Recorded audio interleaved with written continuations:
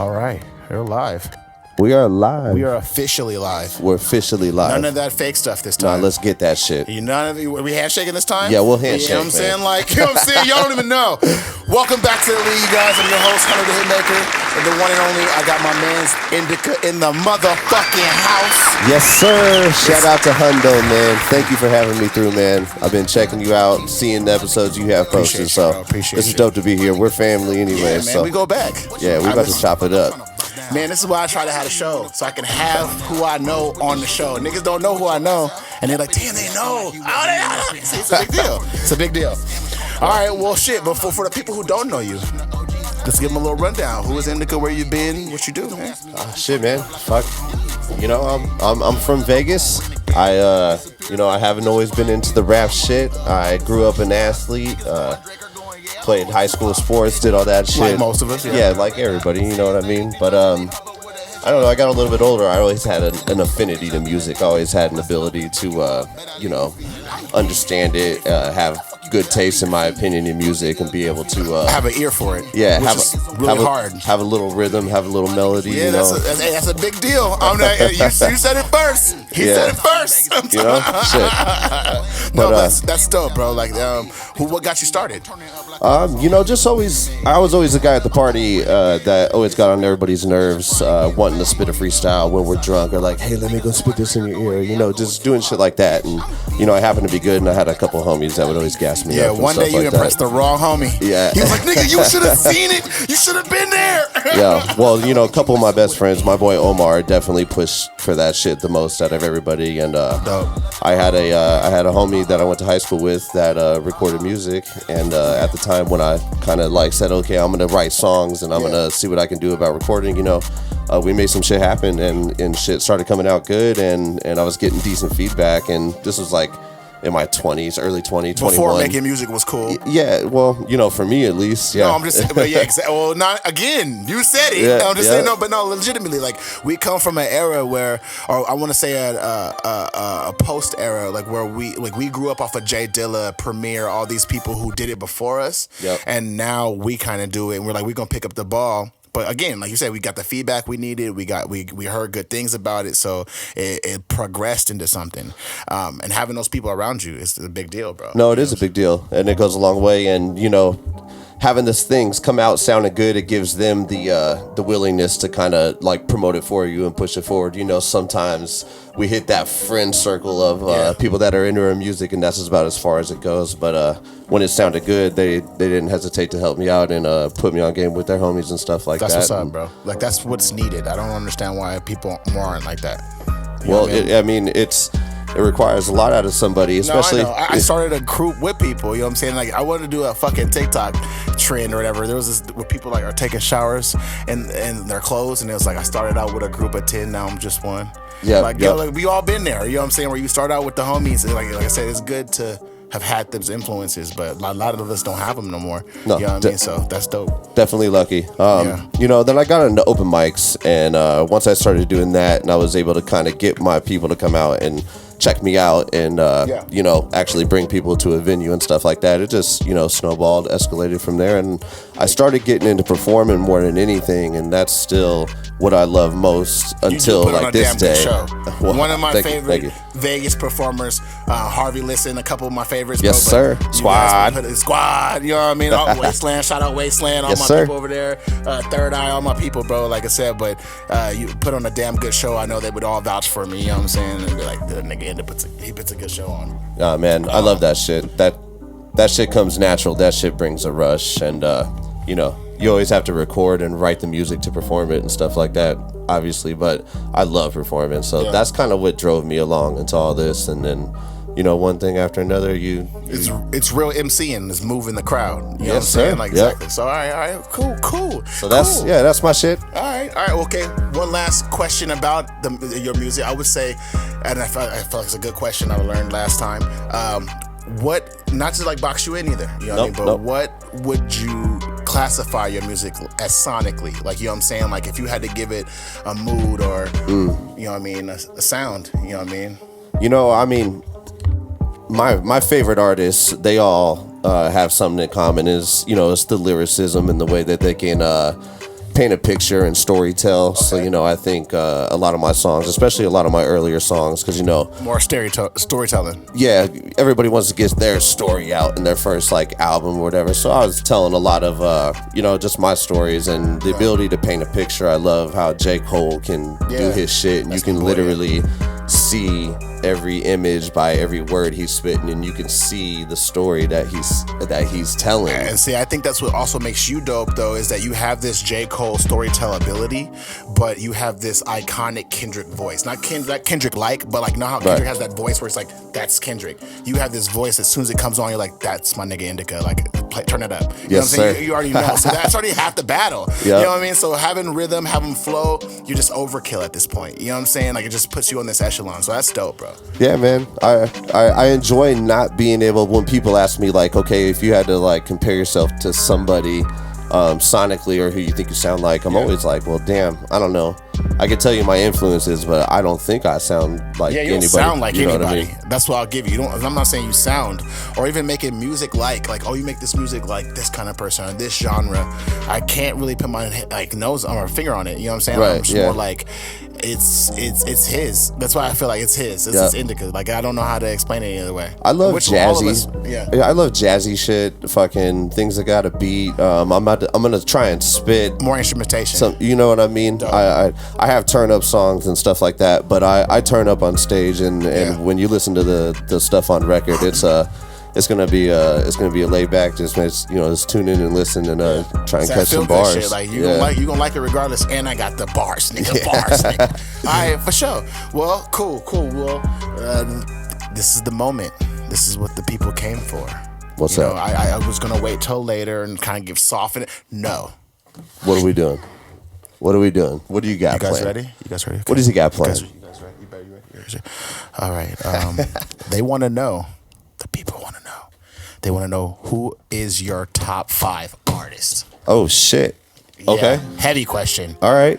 And you could do dead or alive. I kind of boxed my boy in one of the first interviews. He's like, dead or alive, and I was like, it's up to you. Okay. You know?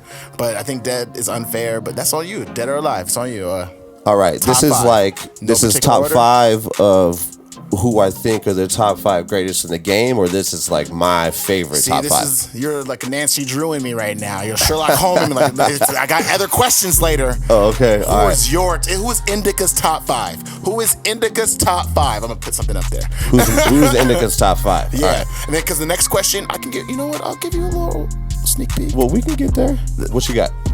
It's gonna be the Mount Rushmore. Okay. Of hip hop. Understood. You know what I mean? Got you. I'm feeling that one. I'm feeling you. Let's go. All right. So INDKA's top 5. All right. I think I can put this together real quick.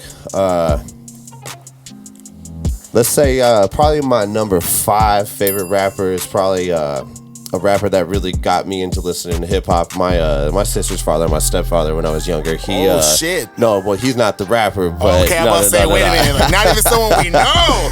Just to give a little backstory, he just put me on game with all the hip hop that I know. Okay. He was playing Public Enemy and all this stuff when I was like 7, 8, 9. EMPD and all that shit. Yeah, so I had an appreciation for things, but he put me on the Method Man. So like Method Man is definitely. Bro, that's exactly. You know what's fucking. I'm done. I said you don't remind me of anybody, but that's the energy you give. You give Method Man energy. Man, he's you so give sick. Method Man energy, bro. He's so sick. Mr. Metha. It's just yes, you like METHOD. Man. Yeah. Have you watched the Wu-Tang show? No, I'm victim of it. I haven't watched the first season or none of the second season. Motherfucking Dave East does that nigga so justice. Man. He's like, you really are the Method Man. He like, it kills the whole show. Anyway, that's dope. But his just delivery, his style, his voice, his coolness, his bravado. He's a G. Like he's just solid, man. And now he's one of my favorite just people because he's acting and he's in Marvel shit. He's grown. And like, dude, so he's dope. Definitely. Yeah. I'd say okay, go number 5 there. The Method Man is a definite like overlooked hitter right there. I never would have guessed. And honestly, I got Method Man posters in my motherfucking studio and shit. And it's like, damn. Method Man. Damn. You can't talk about the history and evolution of hip hop, East or West Coast, without bringing up Wu-Tang and who's the spearhead of Wu-Tang. Absolutely. You know what I mean? And I would say he's the spearhead. You know what I mean? Everyone has an edge on that. I would say RZA. Maybe the RZA. No, RZA's more like the actual bow itself, like the actual, the whole facility. And the team is the spearhead. Yep. You know what I mean? So, but no, I'm really trying to digest that. Method Man. It really hit me hard. I'm like, damn, that's what's up, why man. I love this show. You know, like, shit. That's why I love doing this. Like the show is like, damn, I would have never. But Method's really hard. Like I gotten so many flows from him. I've gotten so much Dude, he hit you with that. He hit it in the mic like his ad lib was like, that little breath in that. Yeah, like little, just like little stuff. Be like, anyway. Number 5, Method Man. Well deserved. Put it on there. Let's go. All right. Number 4. Number 4, favorite rapper, or just my number 4, whatever, for whatever reason. I have to go with influence. My list is just going to be like who I was listening to heaviest at different times of my life, man. Perfect. And this might be another surprise, and maybe this should have been 5 instead. But okay. Nelly, man, I listen to a fuck ton of Nelly, bro. Dog. You know, your top 5 is gonna fuck me up. This is why I'm saving my top 5 for the season finale, because there we go. I have to really get the information, because I'm thinking it's this, and you say shit like this. Like Nelly was the first.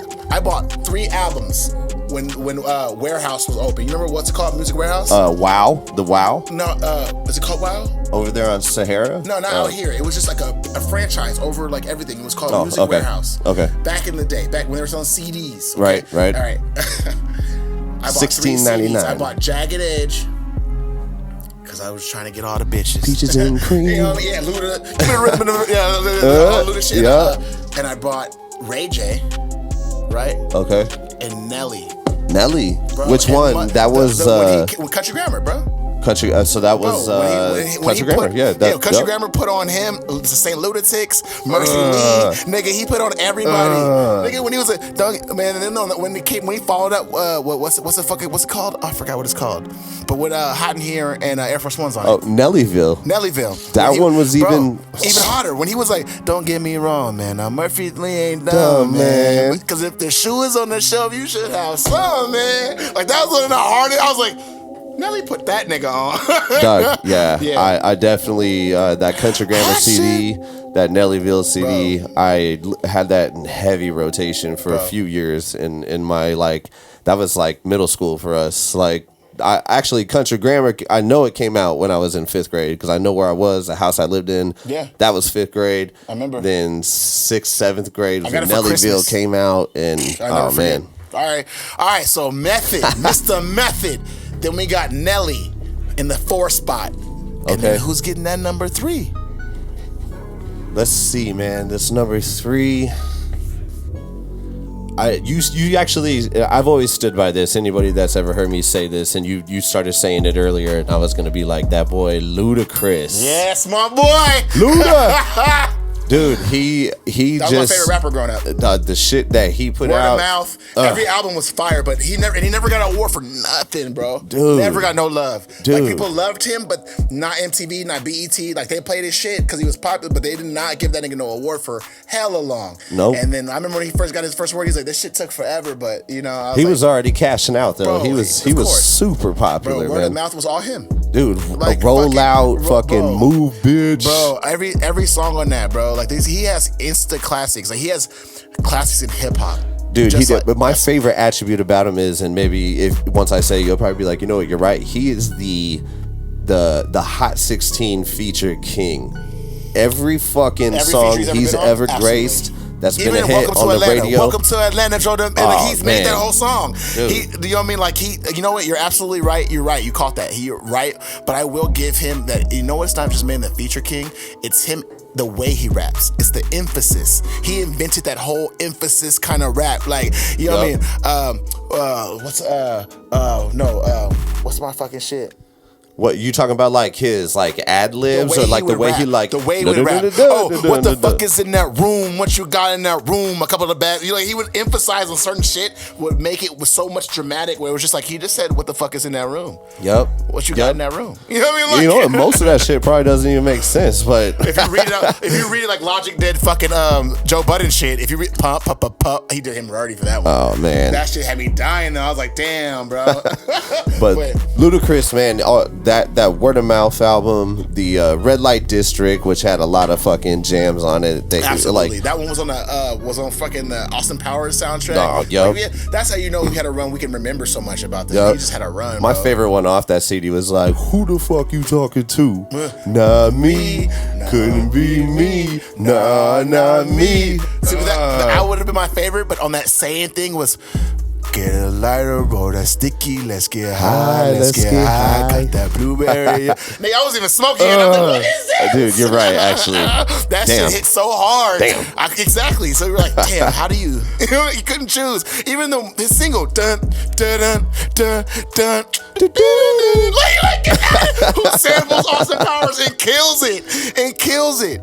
He would do stuff. Ludacris. He would do stuff that made me like, oh, genius. Oh, I should have done it. Like when he did the PS4 rap, when he did all PlayStation games. Man, I didn't even heard that. Bro, he rapped. He's number 3 on my list, and I've never even heard that shit. See what I'm saying? That's why he might have to be in my top just because I'm like, I know too much. Right? This thing has a song where he raps all PlayStation games. I'm like he goes crazy, bro. I was like, this guy knows what he's doing.